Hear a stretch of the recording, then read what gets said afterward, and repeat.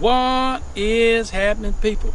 Hey guys, we are at the coast today. This is flounder season in the state of North Carolina. There's only 2 weeks, and for you guys that's never floundered a gig or want to get into gigging, this is a DIY flounder gig project that you can do yourself and make your own gig. So stay with us and I'll show you how that's done. So hey guys, so if you're interested in making your own gig, I made 2 gigs, and this one is a stainless steel gig. It is a 3/8 stainless steel. It is approximately 5 feet long. Many gigs that you get are probably 4 feet. I like a longer gig because I'm a taller person, and it just fits me better to have a longer gig than say a shorter one down here. One thing you'll do, I think I got I think it was an 8-foot piece of stainless is what I ordered online. It came in down about 1/2 inch, and I drilled a hole right here. And this is a 3/16. That is a 3/16 hole, and that is a 3/16 piece of rope. And I flared it in here, and I knotted it, and I put the knot in the hole. And I used a little super glue to make it hard right on the end, so the flounder actually slides by just like this. On the opposite end, I sharpened it into a point like that. Makes it easier to slide through the flounder. A stainless steel gig over an aluminum gig is a little heavier, so it doesn't take as much force to push the gig through the flounder. Now you'll also need some type of string, whether it's parachute cord or just regular type of string. I have about 10 feet of string.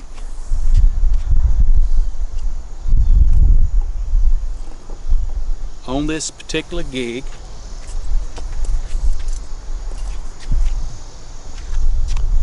And on this end, this is where your flounder is going to float behind you as you walk along. So you'll want a loop at the end of your string here, just like this. And I just put a little electrical tape on here to make it a little slicker to slide this knot actually through the hole down to this loop. You'll have some sort of D-ring on a float, and you can loop it any kind of way you want to. That's just how I did it. This D-ring clips here. This D-ring actually sets against the flounder like this. Now the reason for the D-ring is once you finish gigging, let's say you have 3 flounder on this string, you get to your cooler, you open your D-ring like this, this goes in this hand, and you shake your flounder right off. I made an early mistake when I first made these. I was rushing to get it done. I didn't have a float on it, and I just had this knotted in the end, and I had to back all those flounder back up this string, back down the gig. So this will make life much easier. Now you can buy these gigs commercially. You can buy them in aluminum. I haven't checked in quite a while, not sure how expensive they are, but you may have some stainless steel laying around that you may want to use and make your own. This is the second stainless steel gig I have. I used a different string on this. This is just parachute cord, and it's whatever you have available. Now you want the flounder to be behind you, because this float is going to float on top of the water, and the flounder is going to float around behind you. Sometimes they'll get around your leg, but I got 1 piece of stainless and I made 2 gigs out of it. Now let's take a look at the actual gig light.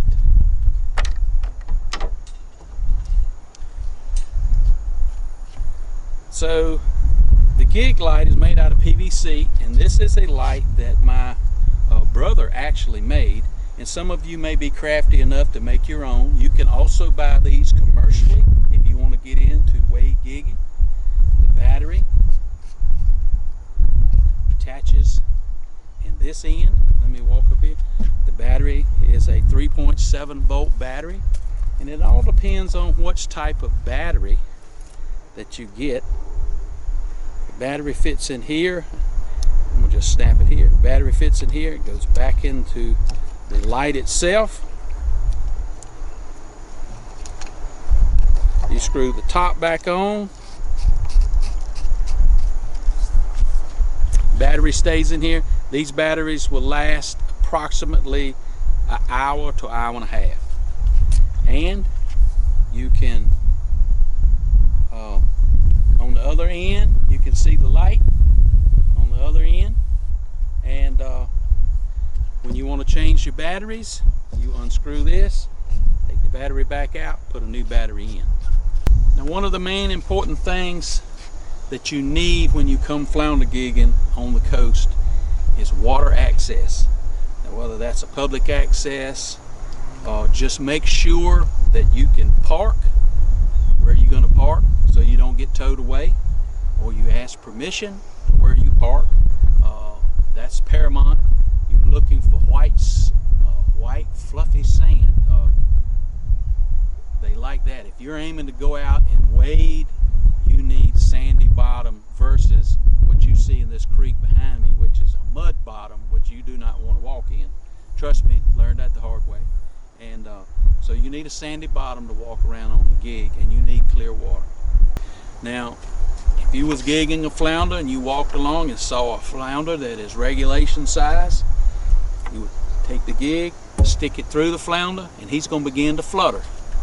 Now, he's going to flutter just like this. If you've never gigged a flounder, he's going to flutter up. Once he gets up, you can either take your foot and pull him up with your. You can either take your foot and pull him up so you can get your hand down. You're going to bring the flounder up the shaft of this gig with your hand till you get him to the string, and you're going to thread him onto this string, and he's going to go all the way down to the bottom till he fits right here. And then that is going to float behind you, and you can continue moving forward with your light in this hand. Now let me demonstrate this really quick. So if you've never done it, there's a lot to it. You got your strong hand is your gig hand. This is your light hand. So I'm moving along slowly like this, looking for a flounder. I spot a flounder, I turn, and a flounder will spook from you. I come up to the flounder and I gig him, and I stick the gig all the way through it. Now, many times what I do is I take my foot and I raise him. I take my foot, I raise the flounder up the shaft here. Now I've got to do something with this, with this light. Now some people put a little lanyard on it right here, where it hangs here around their shoulder. I don't have a lanyard on this one. I do have a lanyard. You can put a lanyard on so it hangs and it frees this hand. If not, you're gonna have to stick it between your legs like so. Reach down, get your flounder, bring your flounder up the shaft, onto the string, and back down to the bottom. And then you can continue. Once the flounder is here, he's floating behind you, you can continue on with your light on the gigs. I hope that makes sense to everybody. So anyway, guys, I hope you enjoyed this video. If you've never flounder gigged before, wade gigging is what I call it. It's a lot of fun and very enjoyable. And we're going to do a little wade gigging a little later on tonight, and I'll have that video out if we're successful. I hope so. Hope the water's clear. That's what I'm waiting on, the water to clear up.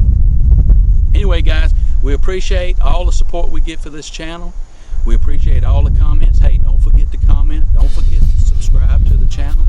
Click the like button, hit the notification bell so you don't miss an episode of Wildlife Adventures. Hey, and as always, you remember, it's a wildlife, and I'll see you on the water.